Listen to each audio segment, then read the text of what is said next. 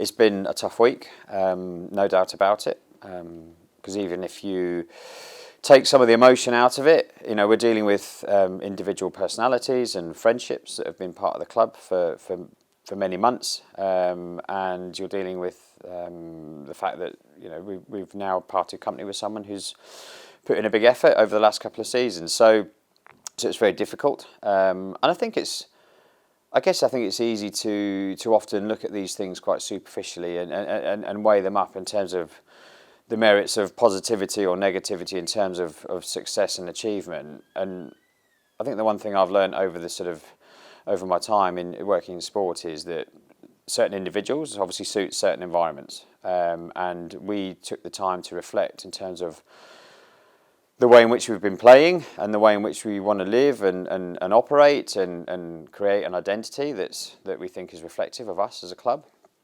and took a decision that in due course we think we need to go in a different direction. And so sometimes in that process you have to make difficult decisions, and that's one of the decisions that we arrived at this week. And it's, as I say, it's not easy, but it shouldn't be a reflection, I think, or in many ways it shouldn't reflect the contribution that Paul made to the club, because he's an excellent coach. He's a great individual.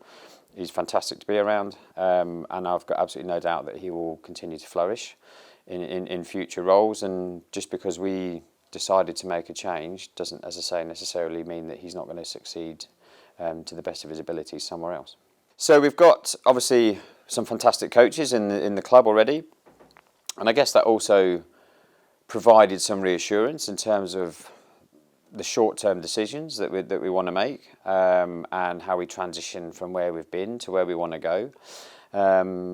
So we've got every faith in those guys that they will continue to deliver, and we as an executive team and as a board are going to give those individuals every support we can to ensure that they have the ability to build the environment that's going to get the best out of the playing group, and they're going to be supported by Billy, who obviously, thankfully, is someone that we know well because we've worked with him for the last 2.5 years as well. And he's an individual that's got great calibre and great pedigree in terms of his previous coaching roles that he's had in other clubs globally, and leagues that he's worked in.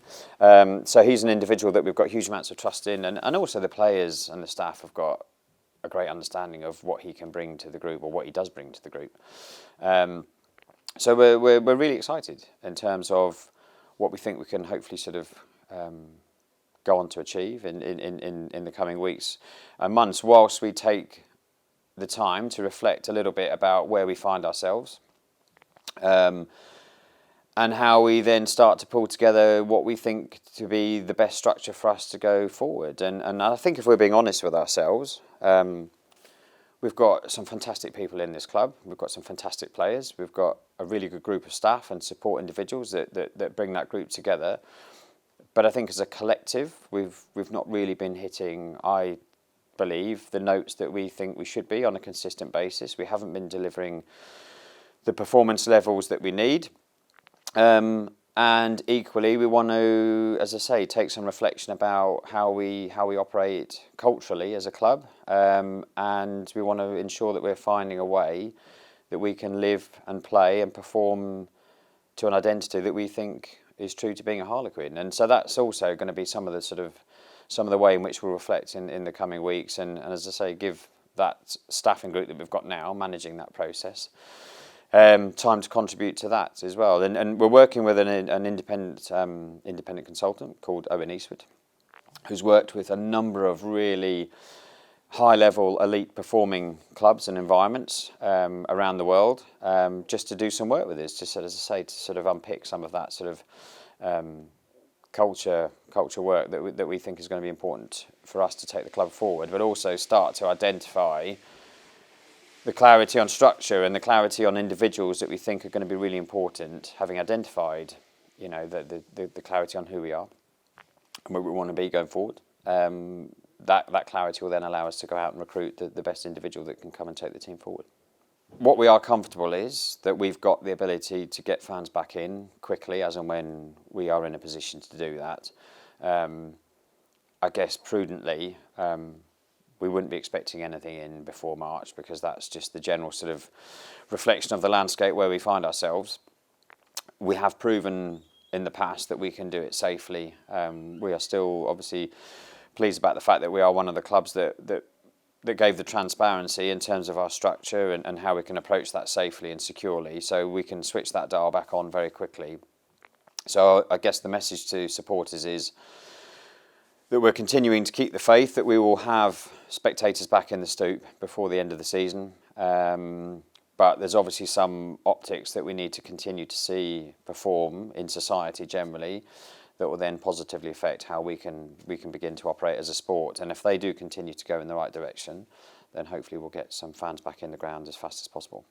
So we communicated back out in November what was going to be the refund process for our season ticket holders, and we were really clear that obviously we would refund all season ticket holders through the season if that was the decision that they wanted. But really, I mean, I can't overstate how important the investment that our season ticket holders make into the club is.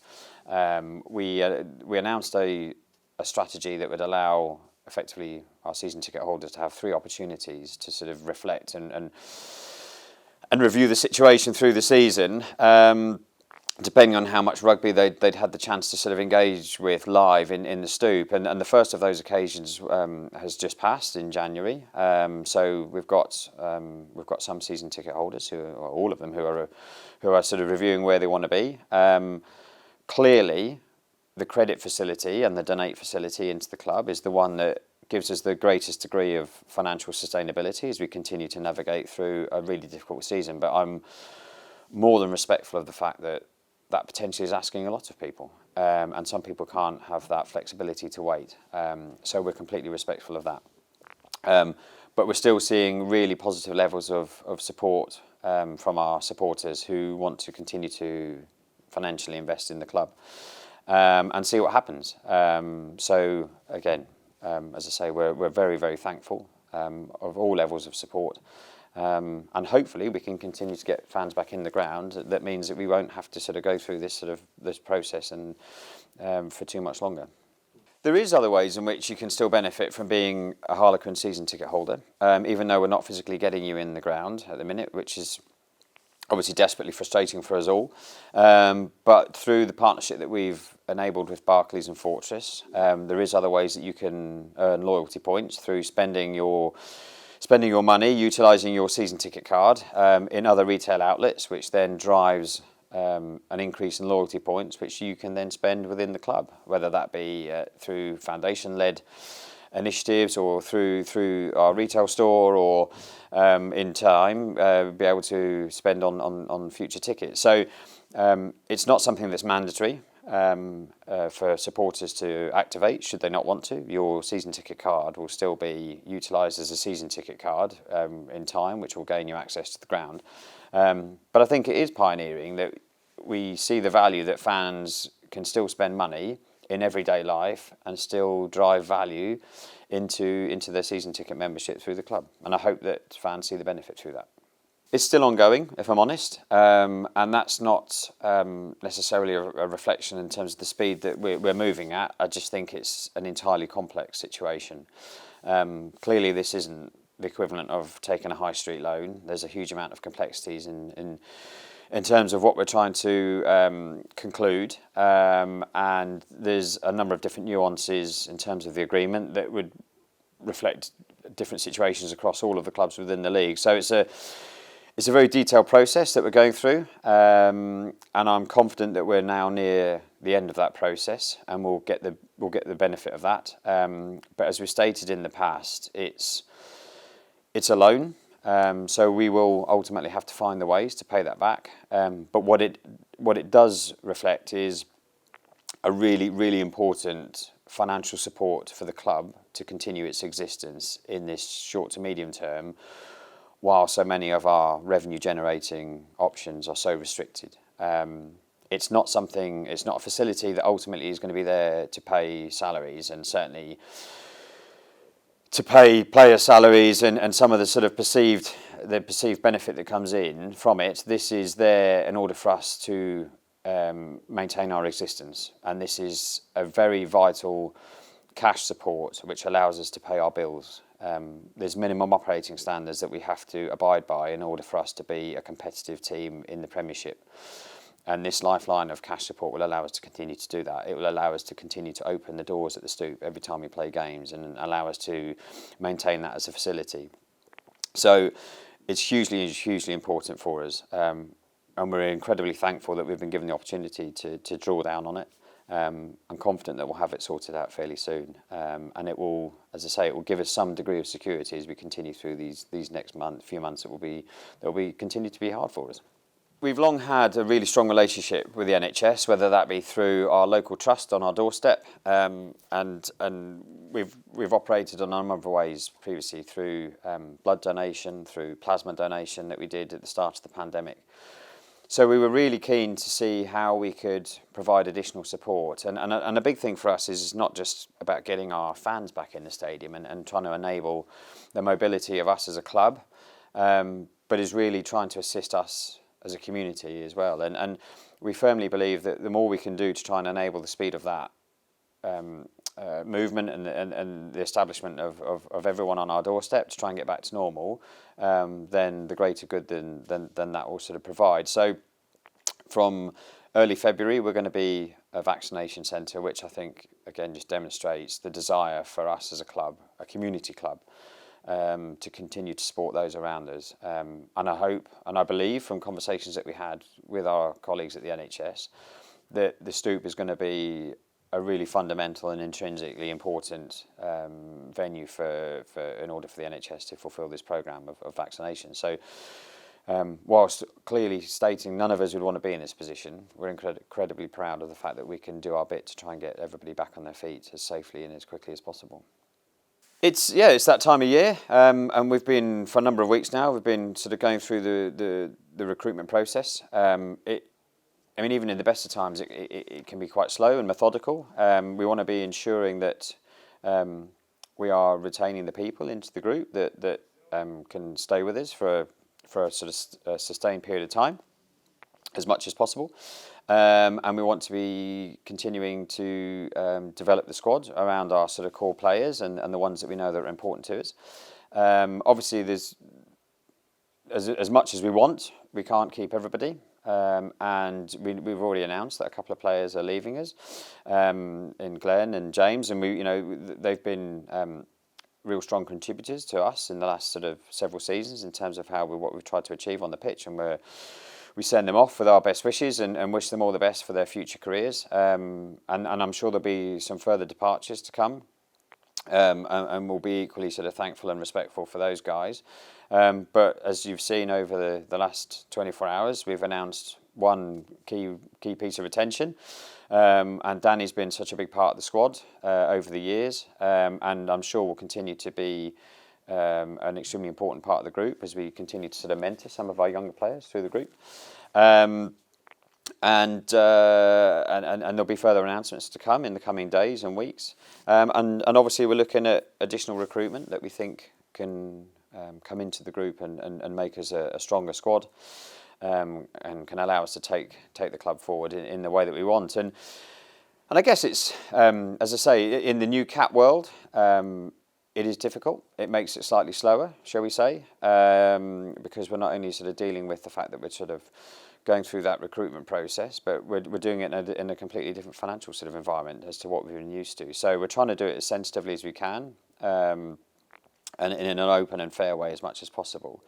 And I've got every confidence that we'll get to a place where we're going to be extremely happy with the squad that we've got going forward. And I guess it's, there's always lots of rumours that circulate around, isn't there? And that can be a little bit frustrating at times. It can also be flattering in a way. We see lots of sort of rumours circulating around some of our key players, Marcus, for example, being one. But it would be a bit logical for us to sort of spend so many years building a squad around someone of the calibre of Marcus, to then allow him or to permit him to sort of walk out the door, when, as I say, we've spent many years building players like him, the academy staff investing the time in getting him to the level that we think is capable.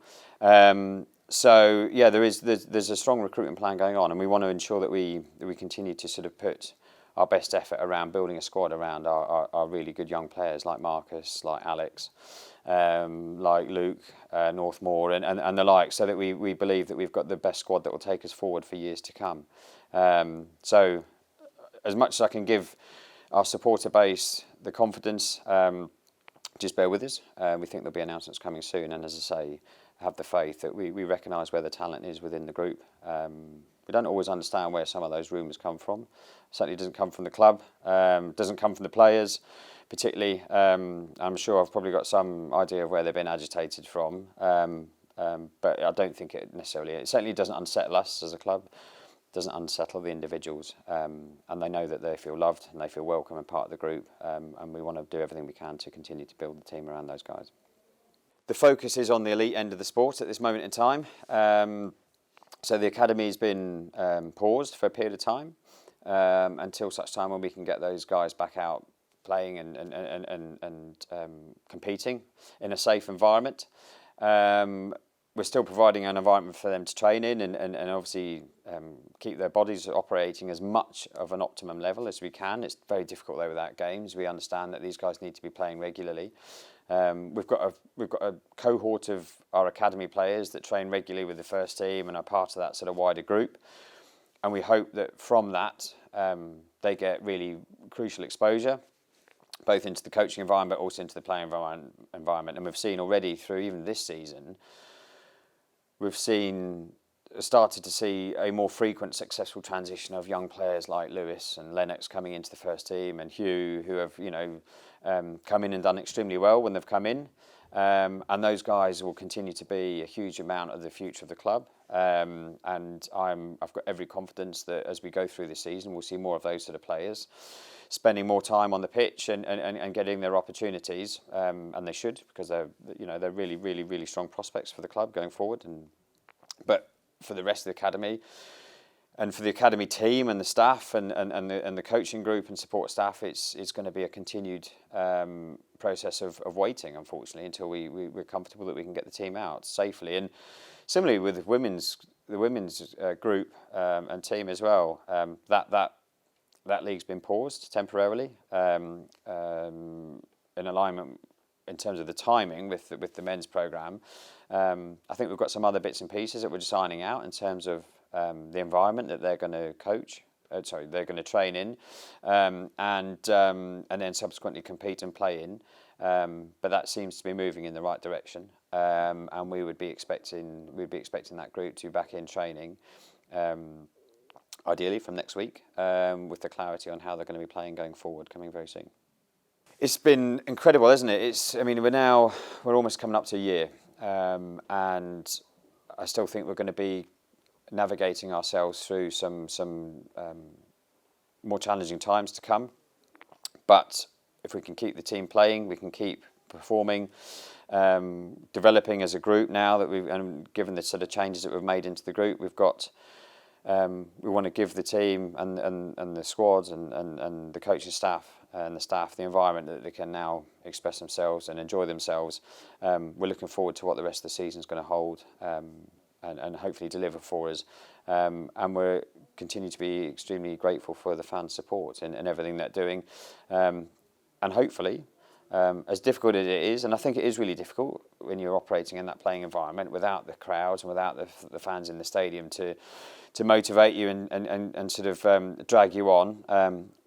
What we absolutely guarantee is that we'll be continuing to do our very best to perform at the very best level that we can, and to give our fans something to cheer about.